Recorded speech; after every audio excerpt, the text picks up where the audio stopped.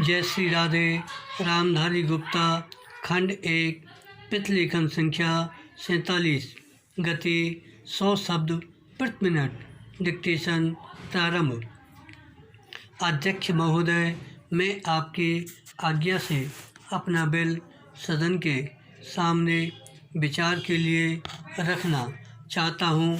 बराम, मैंने इस बिल में एक बात कही है कि जो विदेशी धन गलत तरीके से हमारे देश में आता है उसके ऊपर कोई कड़ी निगरानी होनी चाहिए। बराम, मैंने इस बिल में यह भी कहा है कि कोई भी पार्टी, कोई भी संस्था, कोई भी आदमी अगर विदेशों से धन लेता है तो उसकी सूचना तुरंत सरकार को दी जानी चाहिए। बराम, उस आदमी या उस संस्था के लिए यह भी अनिवार्य हो कि उस राशि का पूरी तरह से लेखा जोखा रखे और 1 वर्ष के बाद उस राशि के खर्च का पूरा लेखा जोखा सरकार के पास भेजे,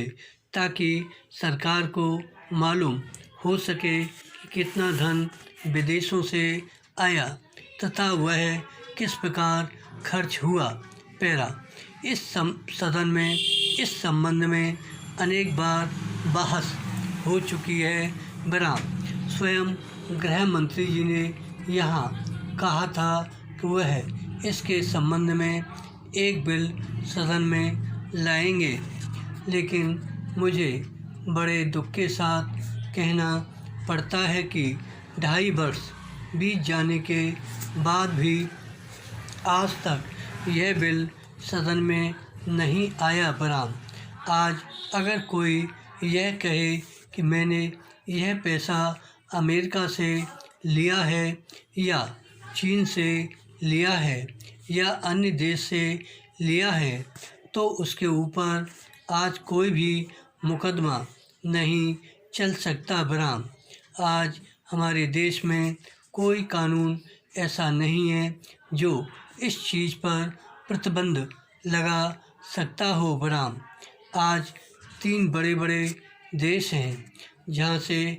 हमारे देश में पैसा आता है। बराम, कुछ पैसा अमेरिका से आता है, कुछ चीन से आता है और कुछ पाकिस्तान से आता है और छुटपुट अन्य देशों से। बराम, इस प्रकार का धन हमारे देश में कितना फैला है, अगर इसकी ओर आप ध्यान देंगे तो एक चिंताजनक स्थिति आपके सामने आकर खड़ी हो जाएगी।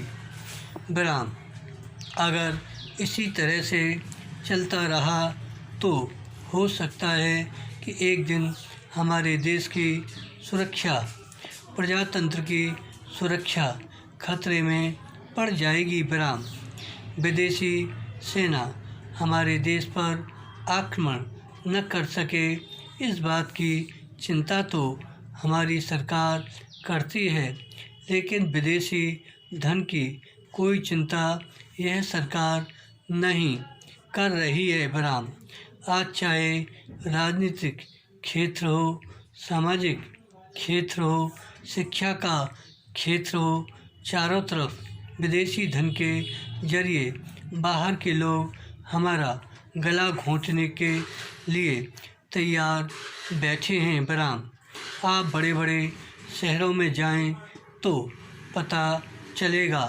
धन्यवाद। श्री हरदास।